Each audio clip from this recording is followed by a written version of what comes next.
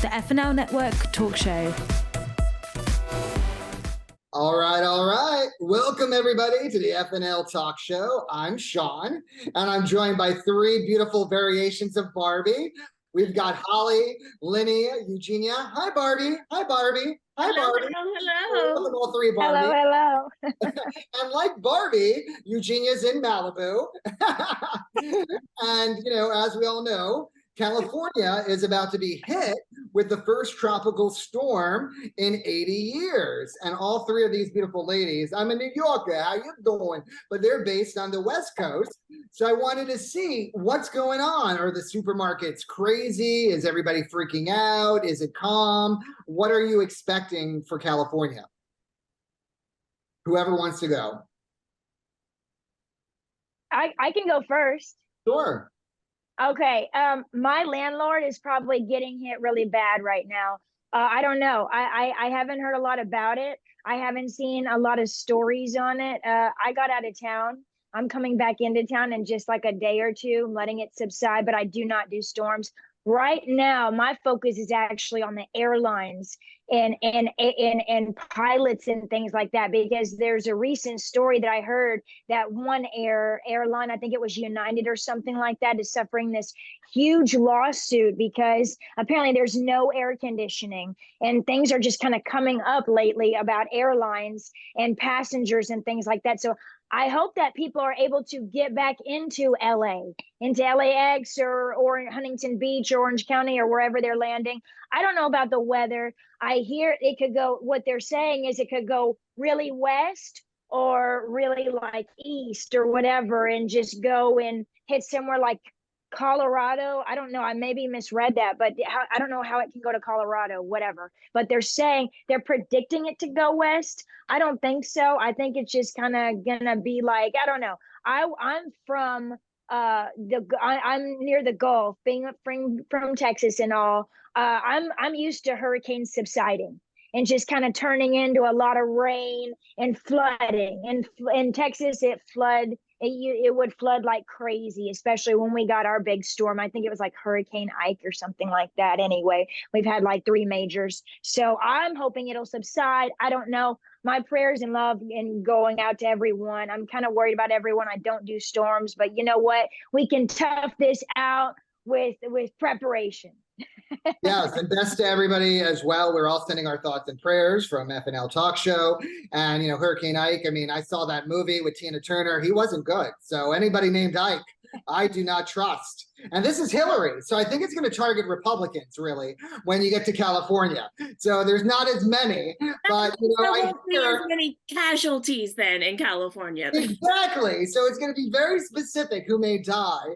Now, Linni, I heard you're already experiencing mudslides. What's up with that? Hilarious. Yeah, we're a little bit north of Los Angeles, and so highway was closed yesterday with mudslides. It's open right now, and hopefully it stays open. No one was injured, thank goodness, and we'll see what happens. But yeah, it's pouring down rain. There's lots of flooding going on right now. And to Holly's comment, I remember one time just for regular rain, there wasn't like a torrential storm of any sort. I was delayed at the airport. And I've always heard like people in LA don't know how to drive when there's rain. And I know Newsom was just on news saying there were 3 accidents on a highway because rain is too much for people in California. God forbid. Whatever, snowflakes. Anyhow, Eugenia, what are you expecting? Oh my God. Well, everybody in Malibu talks about how usually in August it's fire season and everybody's scared, it's going to be fires, and they definitely didn't expect the weather to turn around and say like, surprise, 2023, it's going to be a storm. I've been inside, so I haven't been out much, just kind of meditating. So I haven't seen the craziness from the outside. In a way, I think California needs a little bit of rain. The weather is crazy everywhere. I don't know what's happening. We should take care better of Mother Nature. That's all I can say. Just don't litter on the beach. I work with this amazing organization from the Heart Stripe, and we collect plastic from the beach. So I think it's just the nature crying for us, like, you humans, I'm going to wipe you out. One more try. You're going to go with the weather, So I feel really bad for anybody who's stuck. I know how terrible it was in New York, right? When the snowstorms were happening, which were out of control.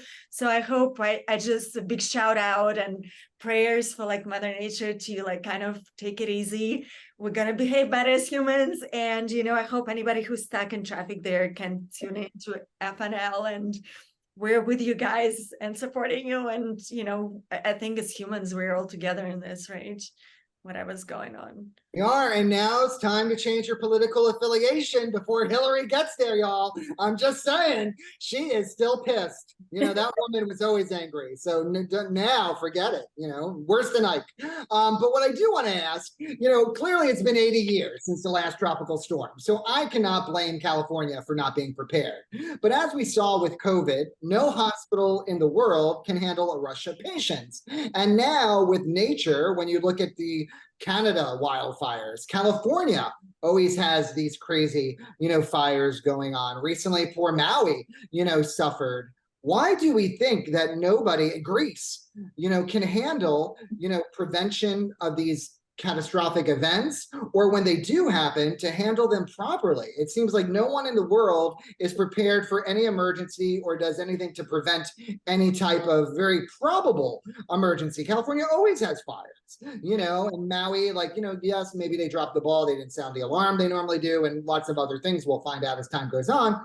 But even still, they're now recovering efforts are very kind of delayed and not the best.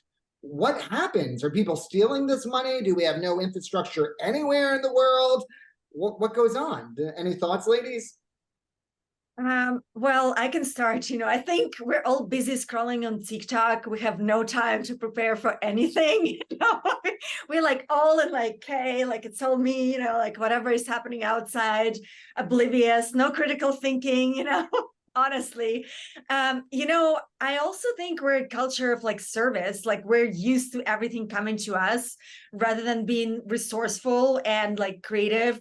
I know growing up in food lines, I always when COVID started, I was the first one to figure out which stores has sanitizers, masks, which stores have no lines. Literally in some stores you can figure out it's nobody, and other stores people are hoarding and fighting and boxing.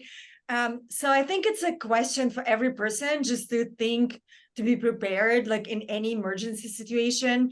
Now, for example, if there's any kind of a grid shutdown, you guys should prepare for that, because, what are you going to do without power? So we have something that a generator, electric generator, which I think is very important for anybody to have these days, because we depend on all the electronics. And if you want to do TikTok, you better have that as a joke. And also, I think there's also a lot of corruption in the world. I heard that, when some kind of disaster happens, people make more money and resell. Unfortunately, human nature is still like that, because you can buy, for example, masks before pandemic even started, because I was researching it through some Chinese connections and designers who had a connection to China, because fashion is connected to China.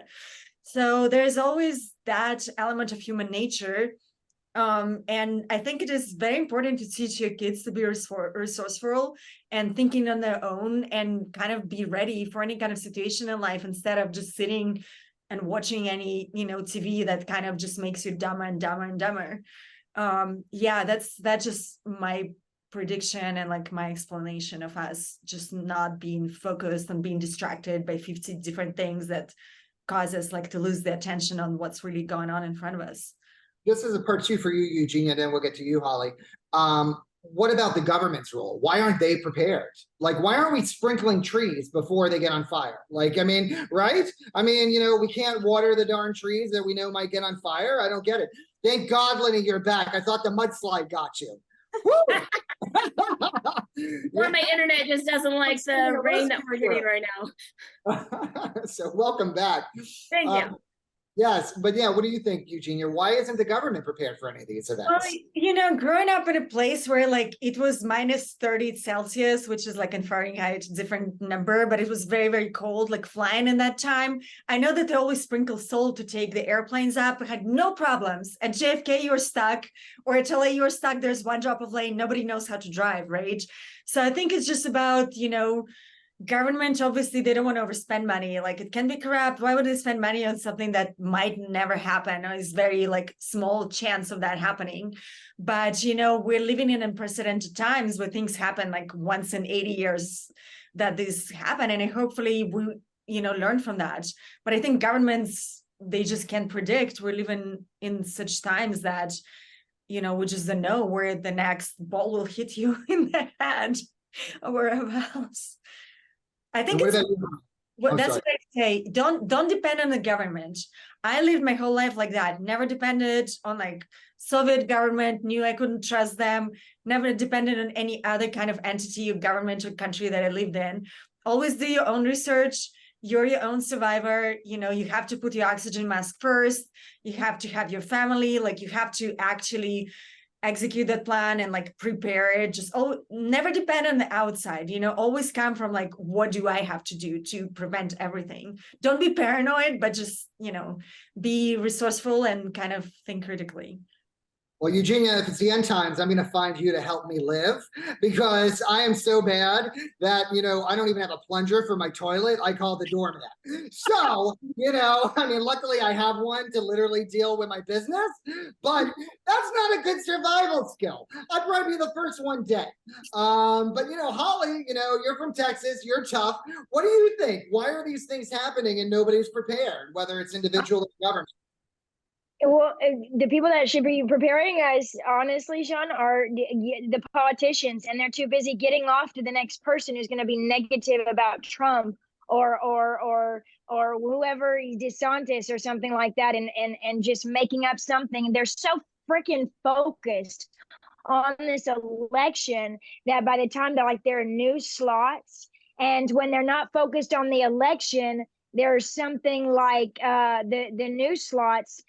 Who's telling us to prepare water? Who's telling us to prepare for gas? Who's telling us to get more than 1 gallon of gas for our cars? Who's telling us to how many water bottles we should have? Who's telling us how to boil water for food? Who's telling us all these things? Like, who's telling us to charge our phones, or to how to keep our phones charged? Should we have any electricity? I mean, all these things, like how to prepare in pandemics and things like that, and natural disasters. Honestly, when transformers go out in the major cities, because earthquakes can crack electricity and things like that, they can crack intersections. I just heard that an earthquake was going down too. I mean, as if flooding wasn't enough, let's just pile Mother Earth. Mother Earth is getting mad again. God's getting mad more. So let's just pile a 5.5 earthquake on top of flooding.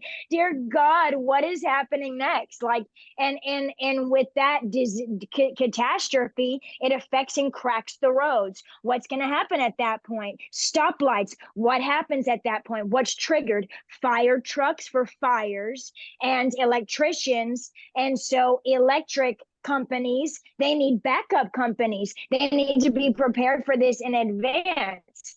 And I feel like right now everyone's just so focused on politics that if they would get out of the political rump that they're in and just prepare all of us to, build a tent, know how to build a tent in a backyard and just, camp for a few days. No one knows how I completely agree with Eugenia. No one has any skills to boil water. Does my generation know how to boil water? No, but we know a little bit because, that us 90s kids have been kind of carrying it. We don't know as much as the previous generations, but we know a little. We still could know a lot more. And so that's basically what we're missing. We just need flashlights. We need to know how to boil water and get a flashlight going, for heaven's sake. Well, now we know Eugenia has a generator. I bet Caitlyn Jenner does too. They're both in Malibu. So anybody stranded, feel free to go on over to their homes. I'm sure they're very welcoming. I'm kidding. Linni, so what about you? What do you think? What's the reason we have these fires and we're not preventing them? And then when they happen, we don't know how to deal with them properly, or it takes forever, like Canada's still burning. What's going on? Wow, that's a loaded question. Okay, so the first thing that I think of is let me back up. I am a history major and a history buff. My bachelor's degree is in history. I own 420 acres of land here in California, and we just had a fire last week. and it burned 550 acres of raw land, which is considered, because it's raw, it's considered to have no value. And they say that dirt doesn't burn. So there is an element where in the early 1900s, when there were wildfires, there weren't infrastructures in place that actually burned, because either they already had lands with fire lanes, right? So they had land with farmers where they are having these sections of track, so that if there was a fire that took place, it didn't cross the dirt path, because dirt doesn't burn. And so there were already a lot of these measures in the 1900s as we were building cities, and as farmers then had their land then moving into the cities, that naturally prevented fires. If there was a wildfire that broke out, it was going to be prevented from these trails. Now we don't have those trails, or if we do, they're much smaller, because the cost to get equipment out there is much higher. So we had a fire marshal come out June 1st. That is what is required in the area that we live in. And they had to make sure that our fire lanes were as wide as they needed to be. And I'm forgetting what that is. I think it's 8 feet.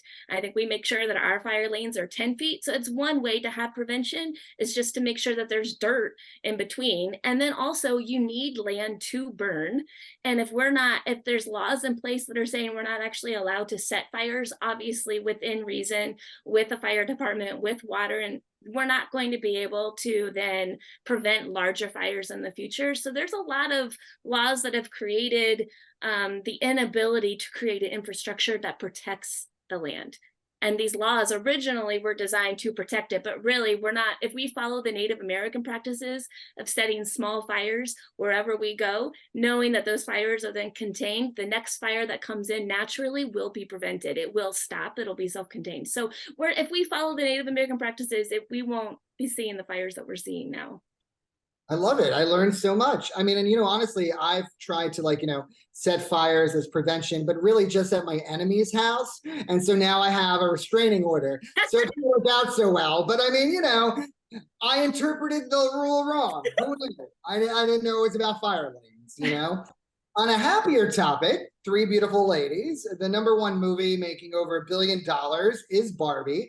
I haven't seen it. I do want to see it. I don't know why. I didn't make it to the theater. Has anyone seen it? And I'm curious, any thoughts to why it seems to me, and you could disagree if you do, that it's the biggest movie to make people after the pandemic to go to the theaters. It's made more money than The Dark Knight, which I believe is Warner Brothers. So their #1 movie ever, top 50 of all movies already. And it's only, a month in or so from its release. So what are your thoughts? Why is it, such a pop culture phenomenon, and worldwide it seems as well? Let me answer this, because this was huge in the 90s, and I'm gonna go first for a reason. This was explosive. Ruth Handler was the one who made it. This was big in the 50s, 1940s and 50s, that kind of thing, 45-ish to 50. She made it after her daughter, of course, and it was great. She made it after the likeness of her daughter, all that, but it didn't really catch fire. It didn't really catch on until the 90s, when the Mickey Mouse, when she made an ad about it, she enabled an ad of advertising, an ad about it in the Mickey Mouse Club. Then in the 90s, when that happened, Ruth Handler exploded. I mean, exploded. Everyone wanted one. In my generation, all we heard was they're making this new song, I'm a Barbie girl in a Barbie world, like this techno, I'm a Barbie girl in a Barbie world. Like, that's when the techno, like, we go, oh my gosh, kind of thing, like when it first came out. But now all you hear is techno, because that was the original song. Barbie girl in a Barbie world. And now they're even remaking it because it's so hot. And so not only is there a franchise, but there is a song after it, which kind of paved the way for Britney Spears and NSYNC and all of the candy sugar pop. That's kind of what paved it and made candy sugar pop so explosive in the 90s, and kind of the leading to the mid and late 90s type of thing. You can thank Barbie for that, even, because it just, after it exploded because of Mickey Mouse, it exploded because all these pop stars had dolls after them, and then all my generation wanted to be them, and then all techno music just exploded after that. So Ruth Handler, I like it because of her relationship with her daughter. The movie was great. in the aspect, a lot of people disagree with me. I don't care. I don't know why. I think the movie is great because of the mother-daughter thing and the mother-daughter thing only. I think there is a beautification up to a point in Barbie, but in the end, it wrapped up with saying, be who you are and be beautiful and be human, regardless of what that looks like. If that means you're in a wheelchair, go for it. If that means you have a handicap, go for it. If that means you're a brunette or have short hair, go for it. If that means that you're, a certain height or you wanted to be a certain weight or growing up, you were abused because of this, go for it. Be yourself, whatever that is. You don't have to look like freaking fake to do it. And so I like the message of a mother-daughter relationship because any good relationship should be encouraged like that. It completely irrelevant of Barbie. So I mad props to Ruth Handler. I think her original inspiration was great. I don't know how provocative the ad about Barbie was in the Mickey Mouse Club. That I don't know. So. Well, Brittany was on the Mickey Mouse Club, so full circle. So maybe that's why, and then when she did too many drugs, she exploded and shaved her head. So, who knows? It all comes together really at the end. Now I heard about the Barbie movie. It has a very female positive message. And so some people said like big studios saw the success of Barbie. So now they all want to do toy movies and they're like, no, do female, related movies. And I know like the number one movie on Amazon is Red, White, and Royal Blue about, a gay love story, more or less. So maybe people are starved for stories they haven't seen, about female empowerment and them really leading the way, about, a gay relationship being treated the same as like a pretty woman. I don't really know. What do you think, Linni or Eugenia, what the big success is of this movie? Other than the advertisement and all that, maybe you think that's why, I don't know. Well, I originally wasn't interested in seeing the movie, and I genuinely, I am much more the Mission Impossible girl. I will see that 500 times. I love all of those action films. So to see Barbie was like left turn, but I watched the HGTV series of Dream Barbie. I don't know if any of you guys saw those episodes where they were building the Barbie dream house. They were taking a house, and I think it was Santa Clarita. It looked like a Santa Clarita neighborhood here in California, and totally revamped it to be a Barbie dream house. And then they based it on the movie. And then I was like, okay, I got to see it. HGTV won me over. I've got to see Barbie. So we saw it. My girls did not want to see it at all, which I just thought was hilarious. But I kind of forced one of them to come with me. And Holly, it was that mom-daughter part of the story. I totally lost it. My 15-year-old is like crying with her head on my shoulder. Like I was not expecting that. I was expecting just a fun-hearted summer movie. But I loved the theme behind it. And I enjoyed it. I did not like the ending, though. I thought the ending was ridiculous, but the rest of it was okay. All right. And what about you, Eugenia? Any thoughts? Okay, guys. I'm the opposite. I hated the freaking Barbie movie. I hated it so much. I think it's the wokest film I ever saw. I understand where they wanted to see like their demo, and I understand the brilliance of Mattel, like making, bad jokes about Mattel and sending more Mattel, this is like just so brilliantly American. It's just like so much you can sell for people who don't just like swallow it, but I took my daughter, unfortunately, and this movie was marketed for mothers and their 8 to like whatever 12, 15-year-old daughters, right? And you go there and they start with this image of like, okay, we're supposed to be mothers and now Barbie's a career woman. I was like, okay, that's kind of like interesting beginning. And then they totally ignored the Barbie who was pregnant. They just like shoved her to the back. So basically the message was like, oh, mothers are not important anymore. I was like, this is weird. Like why mothers are not important? And, the only thing that like everybody was laughing, I didn't get one joke. Being a comedian, I don't know why. Maybe I'm real blonde or maybe like I just dumbed down.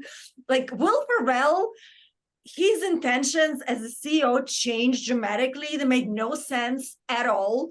And at the end, like first he was anti-Barbie, then he was going to Barbie, like for no reason. He just switched from like a psychotic character. And then he was like, oh, we don't care about the message, it's all about the money. I mean, that's not a very inspiring message, about the CEO of Mattel. it didn't give for me any kind of hope for women. It only made me cry. The only moment when she was like, I'm never enough, no matter what I do. I was like, yeah, well, that's kind of true. And then they don't present you with a solution. They're like, just hate all men. Screw them, send them back. It's better I go to the real world where it's men's power. Why she goes there, I don't know. Maybe to go to gynecologist. That was a weird ending to me. Didn't make any sense. I mean, this is our inspirations as women to go to gynecologist at the end of the movie. And Ken is this like, he's after horses, and he's going to cowboy. Like, this is a really bad message. And my husband came with me and we were riding back in the car. And it's like, we subconsciously, it hits you with my daughter and my husband. And we're just all quiet. It's like, what do you think about the movie? And then it just explodes in the car where my husband's like, all right, I'm going to go and like find my horses. And I'm like, all right, I'm going to go and like work on my career. Screw every one of you. It's just I think we had the biggest fight of our life, literally. And I feel it just feeds into this cancel culture. If you really analyze every moment, it doesn't give you any hope. And you are just still plastic with all these messages that are very confusing and like jump into your head subconsciously, separate you. And like at the end, all I knew I had to go to gynecologist. That's it. The end. That's why I did not like the ending. I was like, really? Out of all the endings you could pick, that's the one? Go to the doctor? Really? That's it? I watched the Idiocracy in the 80s, Mike Judge, and I was done with that. I'm like, I'm not going. Like, I understand where it's all going. And like the humor for me ended at that. I'm sure it's for the sequel. I want to know, does anyone have a side note? Like, really? Like, why do we advertise gynecologists here? Like, I'm making this like rated R.2, but I don't care. I'm going to go there. Like, who really goes to a gynecologist like regularly? Like, for crying out loud. I mean, you really don't want a whole lot going down there. You know what I'm saying? Like, off limits, ladies. Like, go and do something better. I completely agree. Oh, maybe the new Barbie and Kens will be anatomically correct. Might be a shocker for this holiday season. It's an education, kids, and it's dress up. Who knew? So most people we see like kind of enjoyed it, especially the mother-daughter theme. And Eugenia, it destroyed her family. So go see Barbie with a warning. That's what I guess we've learned. It's not all come, let's party. Come on, Barbie, let's go party. Not always. Not always. It took me a second to remember. Now, talking about anger or things people aren't happy about, most polls are showing people don't want Biden or Trump as president. So what do we do? I mean, are there any candidates you ladies would rather have run? And I mean, I know it is a two-party system and that's how our whole country is established. But why, if most polls are showing this, the parties insist on going with the powers that they decide? Any thoughts on that reasoning? Linni, maybe? I was gonna say anyone else. Let's see. Anyone else want to go first? So I should say Hilary will not be after me. I am not a registered Republican, but I am also not a Democrat. I very much am a Clint Eastwood libertarian, 110%. Let me do my own thing in my own country. I don't want anybody putting any rules in my life. That is very much how I live my life. Very much of my husband calls me a rebel. I feel that way. I love what Eugenia says because I'm like, yes, that just makes sense on so many levels. So if there is a politician who is running right now that I could vote for, I don't think he will be even close. I don't think we'll see him in the end for any primaries. But I love Tim Scott. Okay. He is a senator from South Carolina. He has very much of this rugged individualism. He is solid with families. There's just something about him that I really, really like. His politics, I really like where he's going, but he's not getting the steam that he would really need at this point to really make it to the end. So anyway, he's got my vote. I don't think we'll see him though. All right, what about you, Holly? Any thoughts on who you would like to see? Honestly, I really don't like to go too political. And I really don't like anyone to know where I stand because it's just not a good idea because it's just heated, those kind of things. And it's like, oh my gosh, she's so weak. I'm not weak. It just, I will say this, they're getting so negative on that. I know that I saw the predictions and doing research upon this.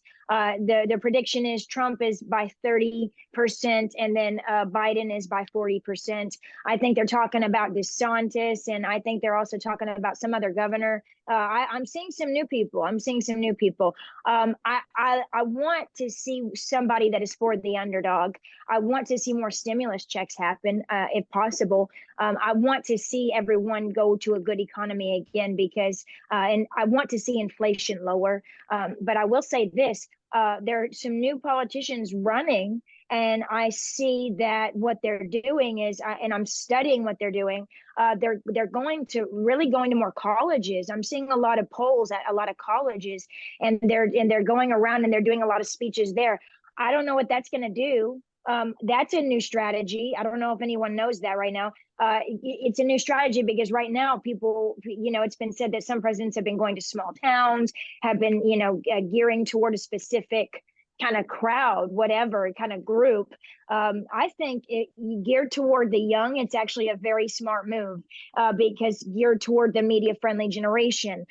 So I guess that's why they're going to colleges.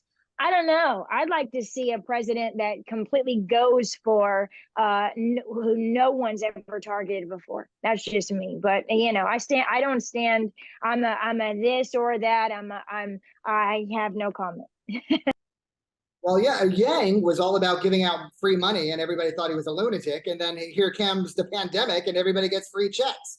So you never know. Same thing, too. Even Hilary was like, oh, Bernie, you're so crazy. And half of Biden's agenda was what Bernie was promoting. So, it's very interesting how like a couple years or whatever will change people's perspective. Eugenia, any thoughts on like anybody you may want to see in particular run? You're asking the wrong person. I'm so not political. I'm very humanitarian, and I believe you have to look behind the person in the picture, because sometimes they will preach you the same things and then they don't happen, So I think you really, of course, you have to make a choice, of course, at the end. And I haven't made that choice. I don't know the predictions. I think there's so much more that's happening behind our eyes, and like maybe there are people who are behind the presidents who run much more. And, I think the tech has so much more power now than all the presidents. And, they're like huge corporations that can control politics. So just, I think, do your diligent research and look from all kind of sides. And I think you have to have critical thinking. And that's what they told me about critical thinking is like, if you believe something to be true, right? You believe it, like there's all these things that like prove it to be true. Go to the opposite end and try to prove why that is not true.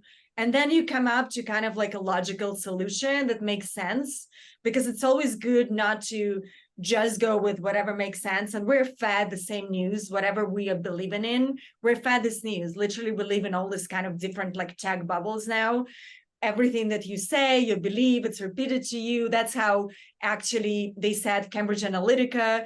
If you watch The Greatest Hack, it was all about the elections, how like the Facebook gathered all the information from the users and they resold them to vote for a specific person. I think it's so important, you guys, to watch the film. This was the beginning, the foundation of like understanding why TikTok and why they sell all our data and how they can influence us to go one way or the other with our beliefs and our vulnerabilities.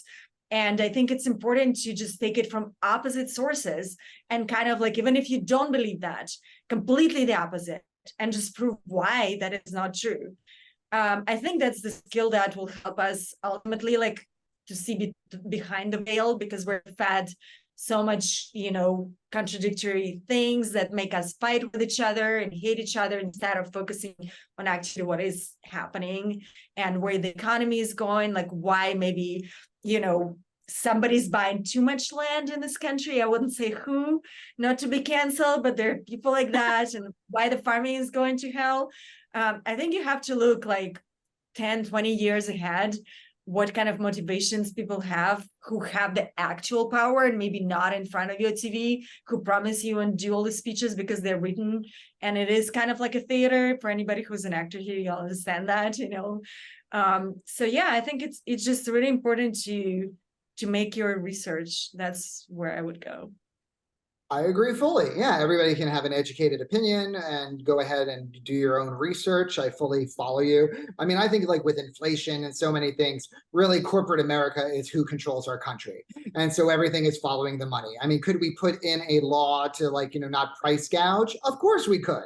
But those same people are funding the politicians. Same thing with pharma. That's what allowed the Oxycontin, which is a Netflix movie, which is excellent with Matthew Broderick and or miniseries. And so anywho, but as far as politics are concerned for this run, what I would like to see happen personally, I know Biden worked his whole life. He's boring. I think politics are now, like American Idol. Is Trump more entertaining? Yes. But is he a potential criminal and insane? Yes, in my mind. I mean, so, would I take boring over that? Yes. Could they both die in office because they're two old men? Yes. Is Mitch McConnell going to die soon? Yes. So I mean, these people are very old. I mean, is Newsom governor because Nancy Pelosi is his aunt?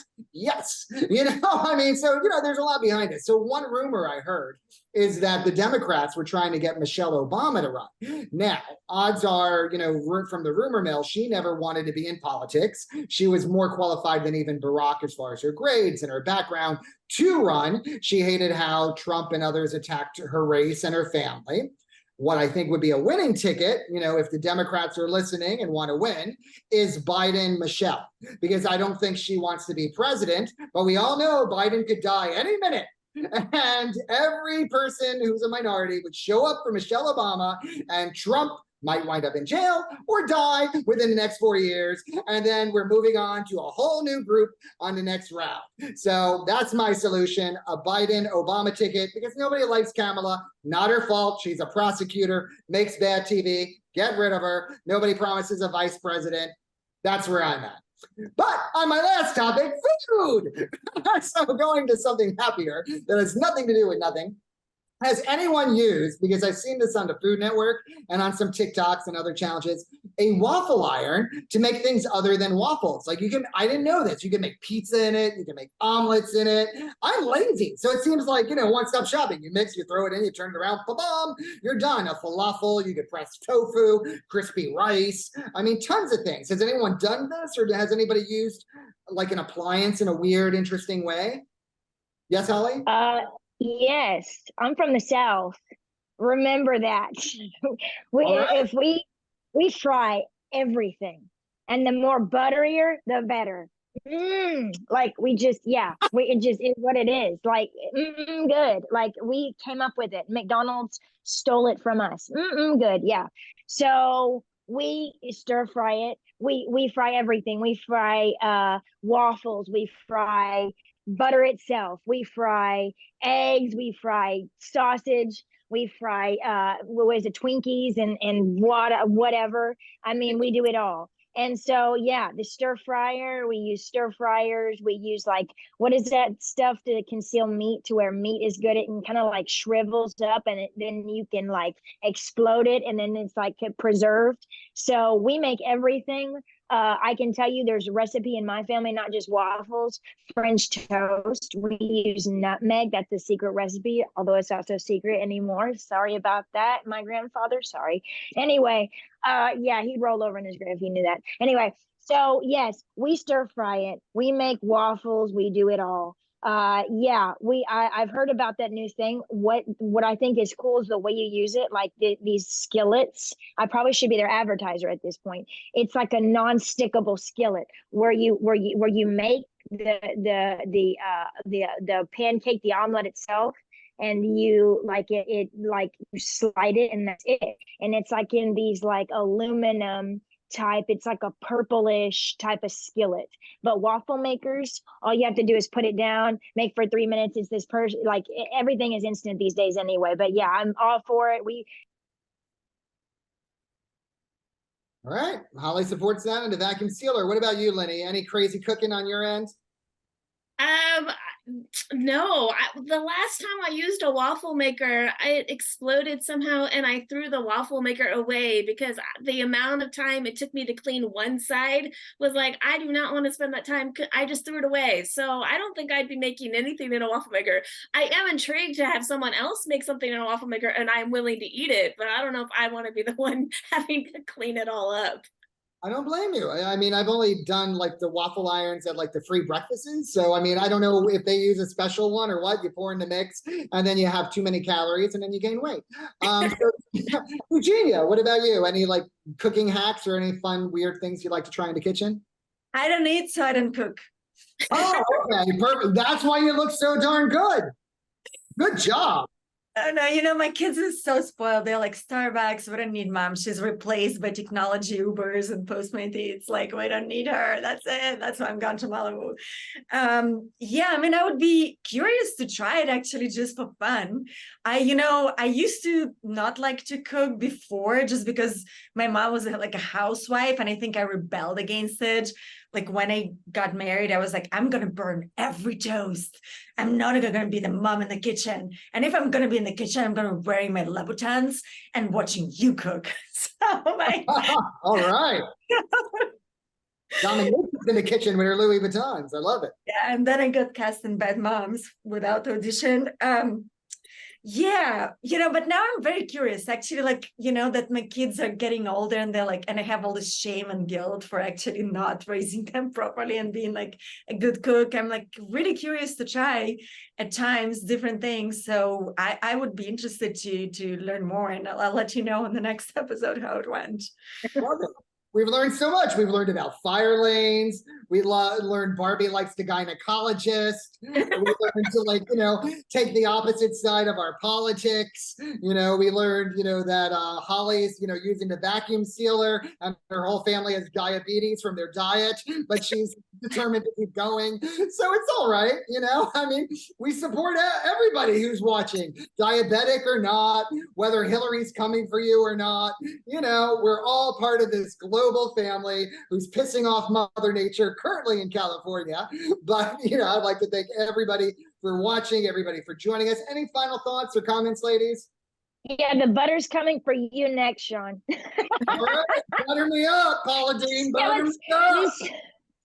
I think we should. Paula Dean's coming for you. We should have like a cooking segment on air, how everybody's making and we have a cooking competition or something. Not a competition, but it's just a cooking. Rocco, send us those waffle makers. We're ready. We're doing it. I can hear it. I can hear it. I can hear the sizzle now, man. You got me hungry now. He's got me hungry. I love it. Well, thank you, ladies, and everybody for watching. Stay safe, California. We love you. We love you all. And no matter what side of the political spectrum, and whether you liked or hate Barbie, it's okay. So thanks for joining us. Bye, everybody. Bye. Bye.